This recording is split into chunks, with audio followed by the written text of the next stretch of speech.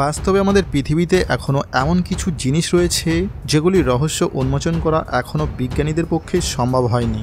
এই সকল রহস্যগুলির মধ্যে অন্যতম হলো মিশরের পিরামিড, যেটিকে সবার প্রথমে রাখা হয়।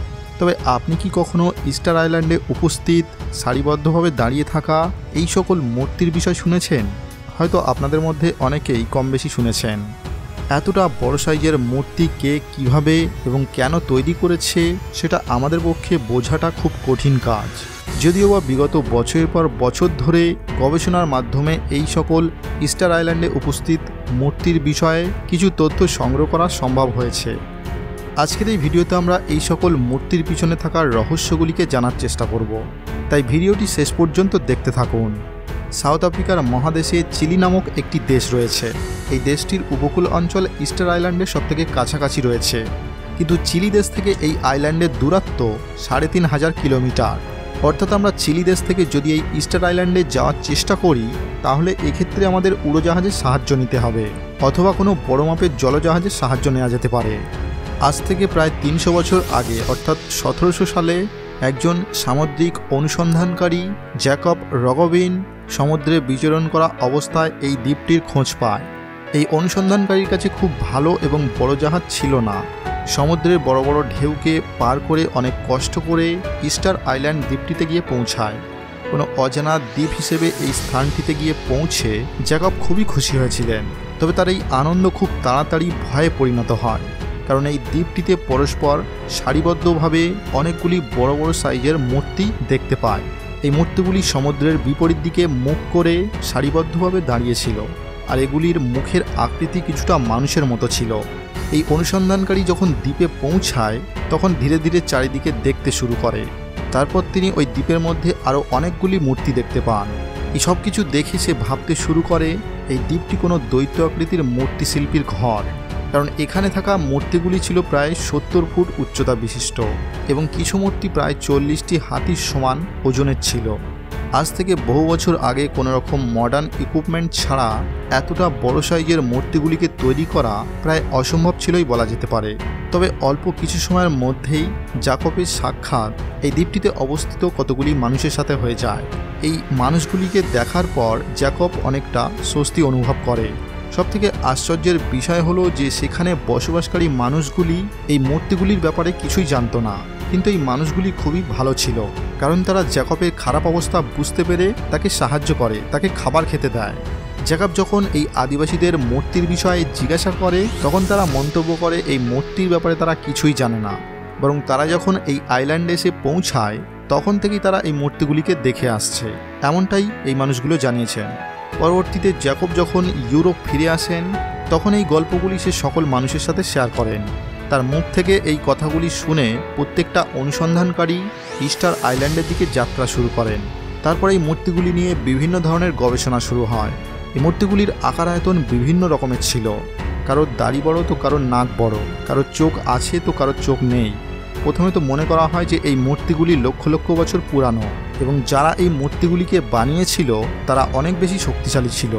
তবে বিজ্ঞানীরা খুব দ্রুত এটি পরিষ্কার করে দেয় যে এটি প্রায় ১৩০০ থেকে ১৫০০ শতাব্দীর আশেপাশে তৈরি করা হয়েছে এবং এটাও মনে করা হয় যে তখন হয়তো কোনো দৈত্য আকারের মানুষ ছিল। পরবর্তীতে বিজ্ঞানীরা মতামত দেয় যে এগুলি হয়তো কোনো এলিয়েনরা তৈরি করে গিয়েছে, তবে এই তথ্যগুলির কোনো বিশেষ অস্তিত্ব নেই এবং পরবর্তীতে আরও ভালোভাবে এক্সপেরিমেন্ট শুরু করা হয়। আর প্রথম দিকে মনে করা হয়েছিল কিছু মূর্তি অর্ধেক বানানো হয়েছে আর কিছু মূর্তির সম্পূর্ণ শরীর বানানো হয়েছে। পরবর্তীতে অর্ধেক মাথা দেখে মূর্তিগুলির নিচের অংশ গর্ত খুঁড়ে দেখা হয়, তখন জানতে পারা যায় এই সমস্ত মূর্তিগুলির ধর রয়েছে। এখন প্রশ্ন হলো যে কেউ কেন এত বড় মূর্তি তৈরি করবে এবং শুধু শুধু মাটির তলায় পুঁতে রাখবে। পরবর্তীতে আরও কতগুলি গর্ত খুঁড়ে জানতে পারা যায় কিছু মূর্তি অসম্পূর্ণ অবস্থায় রয়ে গিয়েছে, অর্থাৎ সেগুলিকে সম্পূর্ণ তৈরি করা হয়নি। অপর পাশে কিছু মূর্তি ভাঙা অবস্থায় পড়ে রয়েছে। বিজ্ঞানীরা এই পাথরগুলি নিয়ে যখন ভালোভাবে পরীক্ষা করতে শুরু করে তখন জানতে পারা যায় আগ্নেয়গিরি থেকে বেরিয়ে আসা লাভা দিয়ে এই পাথরগুলি তৈরি হয়েছে। এই মিশ্রণটি পাথরের মতো এতটাও শক্ত নয়, কিন্তু খুব বেশি নরমও নয়। এগুলিকে টেনে নিয়ে যাওয়ার জন্য খুব একটা কষ্ট করতে হতো না। এরপর খুব শীঘ্রই এই দ্বীপটির মধ্যে একটি আগ্নেয়গিরি দেখতে পাওয়া যায়। এখান থেকে বেরিয়ে আসা লাভা এই মূর্তিগুলির সঙ্গে সম্পূর্ণ মিলে গিয়েছিল। একটি মূর্তি তৈরি করতে কত সময় লেগেছিল তা জানার জন্য একটি টেস্ট করা হয়। কিছু বিশেষজ্ঞ পাথরের সাহায্যে অসম্পূর্ণ পড়ে থাকা একটি মূর্তির চোখ তৈরি করার কাজ করে। এই কাজটি শুরু করার সাথে সাথে বিজ্ঞানীরা এটা বুঝতে পেরে যায় এই মূর্তিগুলি তৈরি করার জন্য পাথর ব্যবহার করা হয়েছে, কারণ তখন কোনো রকমের উন্নত মানের ইনস্ট্রুমেন্ট ছিল না। এক জোড়া চোখ তৈরি করতে 4 জন মানুষের প্রায় 3 দিনের মতো সময় লেগে যায়। এরপর বিজ্ঞানীরা অনুমান লাগায় 12 জন মানুষ 1 বছরে একটি মূর্তি তৈরি করতে পারবে। এই তথ্যগুলি শোনার পর কিছু বিজ্ঞানী মতামত দেয় হয়তো এই মূর্তিগুলি তৈরি করার জন্য হাজার হাজার মানুষ কাজে লেগেছিল।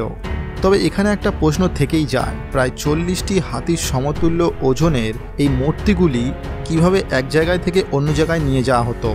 কারণ বর্তমানে এই কাজগুলি উন্নত মানের মেশিনে করলেও তা কিন্তু অনেক কঠিন হবে। ওই দ্বীপের আগ্নেয়গিরি থেকে মূর্তি পর্যন্ত নিয়ে আসা রাস্তার মধ্যে অনেক মূর্তিকে ভেঙে পড়ে থাকা অবস্থায় দেখা গিয়েছে। এটা থেকে বলা যায় যে এই মূর্তিগুলি নিয়ে আসার সময় কিছু মূর্তি ভেঙে গিয়েছিল। তবে মূর্তিগুলিকে এভাবে নিয়ে আসার পদ্ধতি অনেক বিজ্ঞানীর কাছে মেনে নেওয়া কঠিন হয়েছিল। তারপর তারা অন্য একটি প্রক্রিয়া অবলম্বন করে দেখে নেয়। কিছু সিমেন্ট এবং বিশেষ পাথরের টুকরোর সাহায্যে এইরকম একটি অন্য রকমের মূর্তি তৈরি করার চেষ্টা করে। তারপরে এই মূর্তিটিকে একটু উন্নত মানের টেকনিক দিয়ে টেনে নিয়ে যাওয়া হয়। সিমেন্টের তৈরি এই মূর্তিটিকে ভালোভাবে দড়ি দিয়ে বাঁধা হয় এবং তারপরে এটিকে ধীরে ধীরে টেনে নিয়ে যাওয়া হয়। এই সকল এক্সপেরিমেন্টের মাধ্যমে আমরা জানতে পারি এই বিশাল আকারের মূর্তিগুলি কিভাবে তৈরি করা হয় আর সমুদ্র পর্যন্ত তাদের কিভাবে নিয়ে আসা হয়েছিল। কিন্তু এখনও কিছু প্রশ্ন রয়েছে যেগুলি আজ পর্যন্ত রহস্য হয়ে রয়ে গিয়েছে। এত সংখ্যক মূর্তি তৈরি করার জন্য কমপক্ষে 1000 জন প্রয়োজন ছিল, কিন্তু সর্বপ্রথম যখন এই আইল্যান্ডটিকে খুঁজে বের করা হয় তখন সেখানে মাত্র 50 জন মানুষ ছিল। এই দ্বীপটির মধ্যে প্রায় 1500 মূর্তি রয়েছে এবং 100 জন মানুষ যদি এই মূর্তিগুলি তৈরি করার কাজ করে তাহলে এই মূর্তিগুলিকে তৈরি করে এখানে টেনে নিয়ে আসার জন্য প্রায় 1000-এরও বেশি সময় লেগে যেত। তবে অনেক পরীক্ষা করে জানতে পারা যায় যে এই মূর্তিগুলি 200 বছরের মধ্যে তৈরি করা হয়েছে। এই প্রসঙ্গে কিছু বিজ্ঞানী মতামত দিয়েছেন এই কাজটি করার জন্য প্রায় 2000 মানুষ কাজে লেগেছিল। তবে এখন প্রশ্ন হলো যে অতীতে কি এই দ্বীপে 1000-এরও বেশি মানুষ বসবাস করত, এবং যদি তারা থাকতো তাহলে তারা কখন এবং কিভাবে এখান থেকে চলে গেল? এখন এখানে একটা বড় প্রশ্ন থেকেই যায় যে এত বছর আগে এই উদ্দেশ্যহীন মূর্তিগুলি কেন তৈরি করা হয়েছিল, এবং এই দ্বীপটি পৃথিবীর অন্যান্য স্থান থেকে সম্পূর্ণ আলাদা। আর এই জ্যাকব নামক মানুষটির আগে কোনো মানুষ এই দ্বীপটি সম্পর্কে জানতো না, এবং এই দ্বীপটিতে এমন কিছু মানুষের কঙ্কাল পাওয়া গিয়েছে যে কঙ্কালগুলিতে গভীর ক্ষতের চিহ্ন রয়েছে। তাদেরকে মারাত্মকভাবে আঘাত করা হয়েছিল। তাহলে কি বাইরে থেকে আসা মানুষ এখানে থাকা এই মূর্তি শিল্পীগুলিকে মেরে দিয়েছে? বিজ্ঞানীরা মনে করেন এই দ্বীপটি আমাদের পৃথিবীর অন্যান্য স্থান থেকে একটু ভিন্ন স্থানে অবস্থান করে, তাই এখানে বাইরে থেকে ডাকাতের দল আসা খুবই কঠিন ব্যাপার এবং প্রায় অসম্ভব বলা যেতে পারে। এবং এটাও বলা হয় যে তারা হয়তো একে অপরের সাথে লড়াই করে তাদের প্রাণ দিয়েছেন।